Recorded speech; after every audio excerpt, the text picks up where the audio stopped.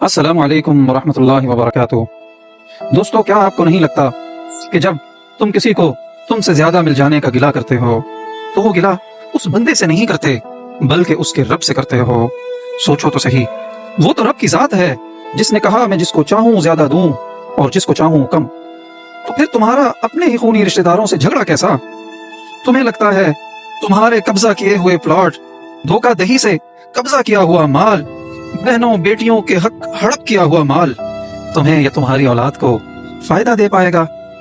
یاد تو کرو، ذہن پہ تھوڑا زور تو دو۔